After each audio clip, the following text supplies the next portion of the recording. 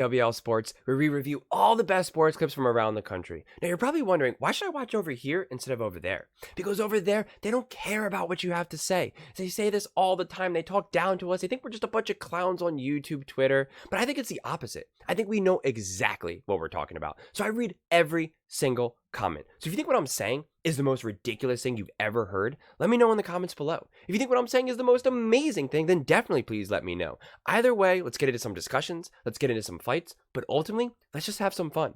And please do consider subscribing. We are building an amazing community here, and it's turning into something truly, truly special, and I would absolutely love to see you part of it. I want to build something that we all genuinely feel connected to, something that we're really excited to be part of, and I think we're well on our way to doing it.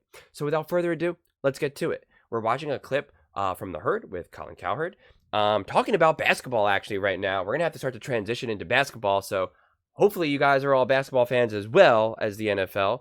But talk about Joel Embiid scoring 70 points in the 76ers game versus Spurs.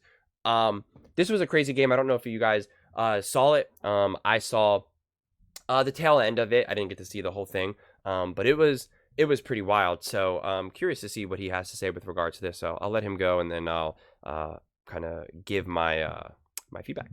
Joel Embiid, 70 points. Teammates were feeding him the ball.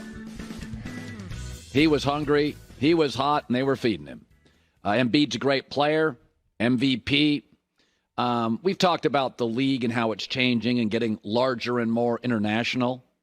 Anybody else notice this, though? I thought about this last night as Embiid was going off. Small ball has vanished. Did it ever really exist? Or was it the greatest small score in league history and the greatest 6'7" defender, small for the men he was defending? Even the best of the small ball, the best of it, was when they added 6'11", super long, underrated defender KD. That was the best of small ball.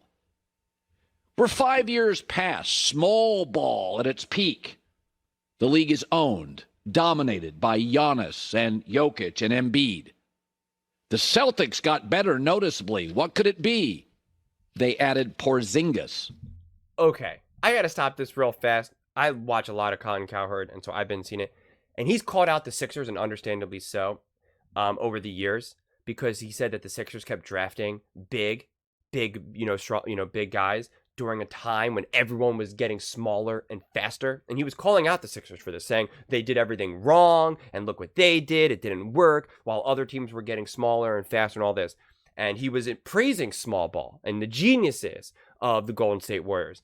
Now he's acting like that opinion is just outrageous. To say, oh my God, that small ball was never actually a thing, that it was just special with the Warrior. Like, he's acting like he never held that opinion himself, which is just bonkers. I mean, that's just absurd. I get what he's saying, and I'm not necessarily disagreeing with him, but I would like a little bit of the acknowledgement that he was then wrong, and that the Sixers, I think the Sixers get a bad rep. If Ben Simmons was supposed to be who Ben Simmons was, the Sixers would have been so dominant. So dominant. Ben Simmons was supposed to be like the next iteration of LeBron James, even if he was just part of that. I mean, he was still an all-star and a Hall of Famer before he just, unfortunately just kind of unraveled. But before that, he was supposed to, and again, apparently he also just doesn't really care about the game that much. He cares more about just being, young, good looking, and rich, and famous. And it's like, can't necessarily blame the guy necessarily, but someone like an Embiid cares so much, and obviously Jokic cares, and Curry cares, and LeBron, and all the KD. These guys eat, sleep, and dream basketball, and that's not who Ben Simmons was. And so I think if Ben Simmons actually developed into the player that he was supposed to be, and the scorer as well, then the Sixers obviously would have been way more dominant, way better.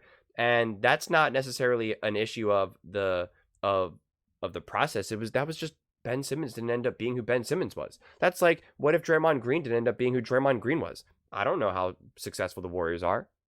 What if Klay Thompson didn't develop who Klay Thompson was supposed to be and didn't, knock down all those shots and do that? Do the Warriors win? No, of course not. Right? I mean, like, look at the Golden State Warriors, who obviously took the NBA by storm, and Draymond Green, Hall of Fame. KD, Hall of Fame. Steph Curry, Hall of Fame. Klay Thompson, Hall of Fame. Now let's look at the Sixers. Embiid, Hall of Fame. That's it. That's it. And don't give me the James Harden stuff. The Sixers had James Harden back when he was well beyond his prime, well beyond. So that doesn't count. Ben Simmons, if he was a Hall of Famer, now we're talking.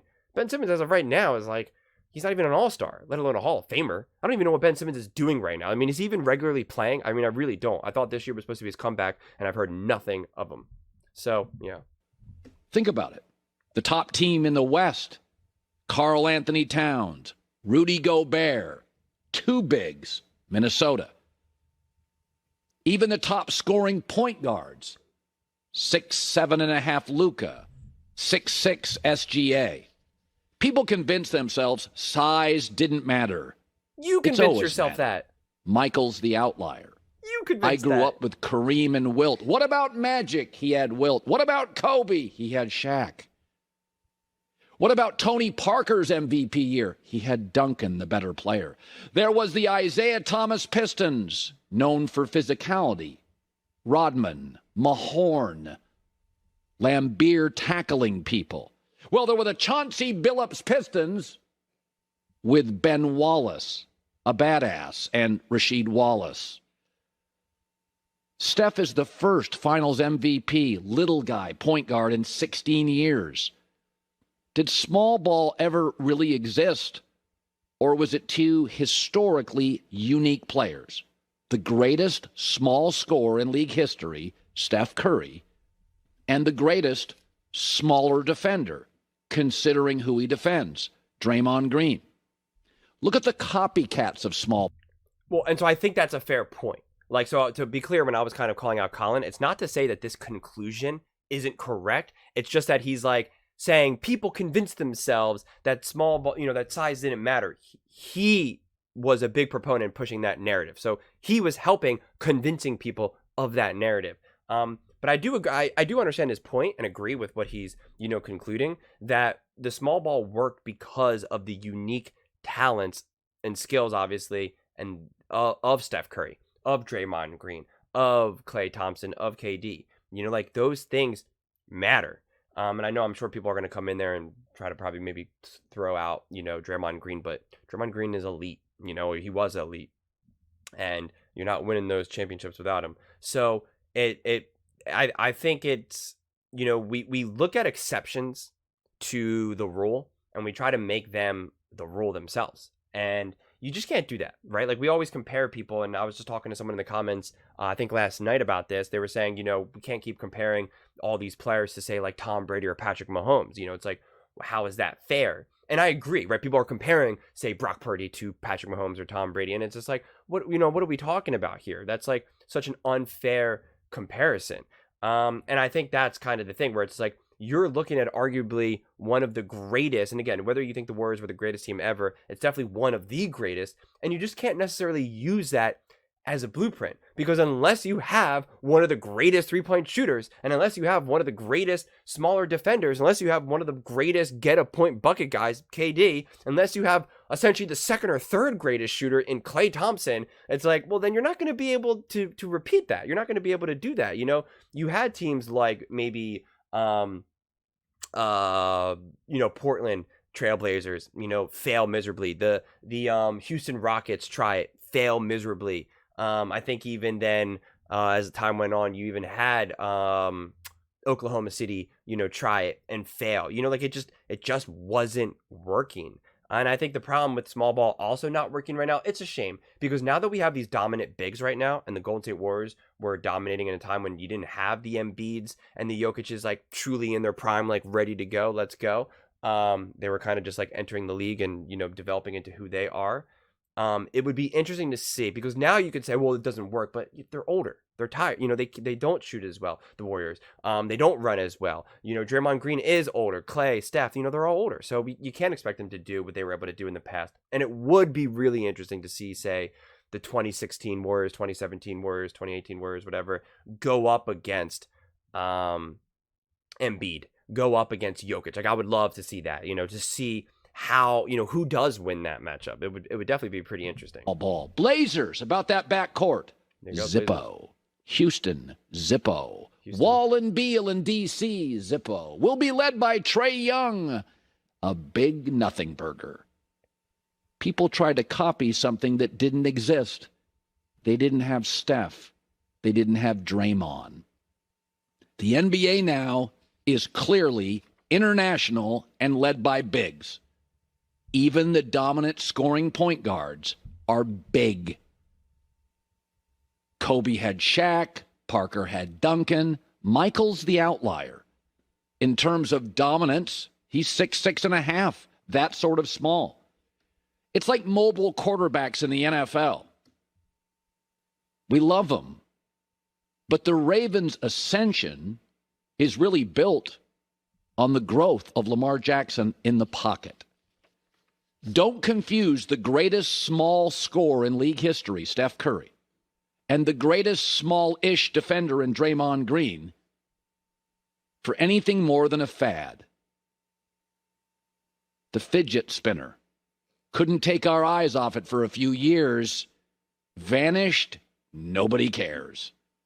Size has always mattered. And once again, it's taking over the league. All right, this story is about the... Well, and, you know, it's true because, and it's always made sense. You need, the bigger, stronger you are, the better you are, right? Like, that's why do you think people do steroids, right? Bigger, stronger, faster. And they work because they work. But steroids doesn't necessarily make you now a great shooter.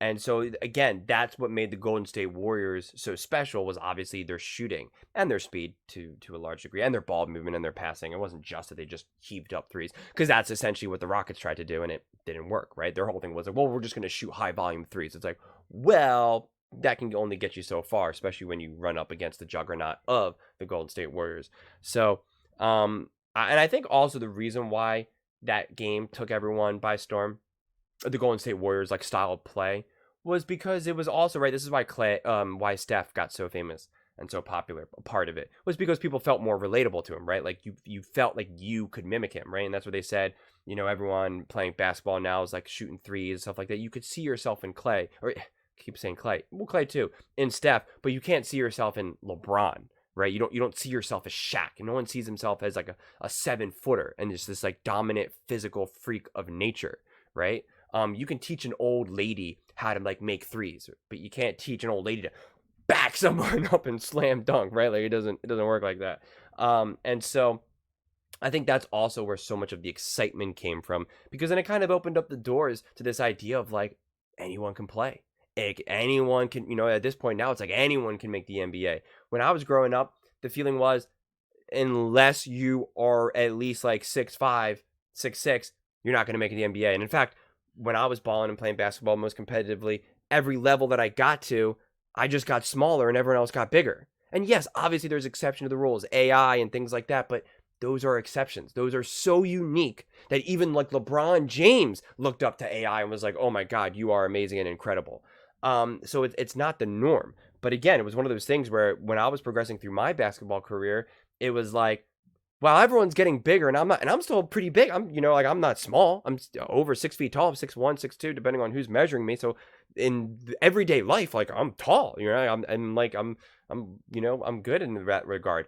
But again, the more competitive basketball I got, it was like, right, it was like the you know, the point guards were taller than me. And it was like, what? The point guards are supposed to be smaller, right? And it was like, then when I played for more casual teams, like some more, you know, in-house teams is what we called them, it was like, I would be the center, right? And you knew we were in trouble, right? If I was the tallest dude on the team, it was like, this is not a good team right now. We are not, this is not a good league. But, you know, when you're playing school and other more competitive, higher up levels, it was like, no, right? Like, that's not. And then at that point, you have to be, you know, the fastest, most smoothest ball handler imaginable. Otherwise, it's like, well, what good are you? And that's where a lot of kids who actually hit puberty early on end up struggling pretty big, especially in basketball, because they hit puberty. Let's say they're like 6 foot, you know, by the time you're in like elementary school, which is like a monster. I grew up with a couple kids like that. And then eventually they stop growing. So throughout their whole basketball career in the beginning of their life,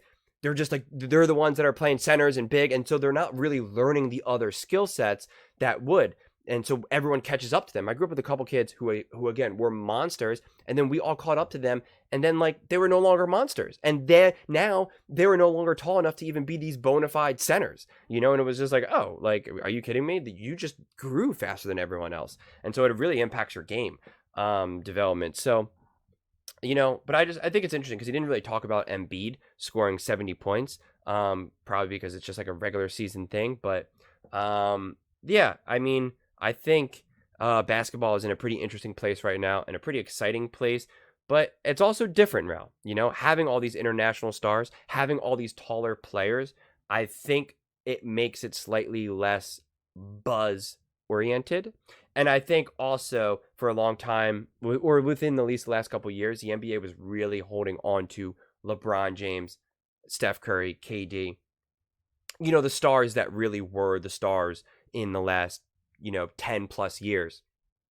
And now that's just, you know, it's over. It's over. It really is. And the thing is that as big as of a star as Joel Embiid is, and Jokic and these and Giannis, that is the problem with either them being international or just their type of personalities, especially obviously Jokic. Like there's not that same level of buzz around it, and about around the NBA, around playing, and it's just got different energy right now. And I don't know. I don't know how many people, and again, of course they exist. People say, oh, Giannis is my favorite player, Jokic is my favorite player. And obviously if you're from those areas, you love them and stuff like that, but not like what you saw with Steph, not like what you saw with KD, not with what you saw with LeBron, Kobe, you know, the stars of the old. And so it's just interesting because it's just like the NBA is so star driven that you kind of need that. So I'm curious where we kind of go from here with regards to the NBA. But what do you all think?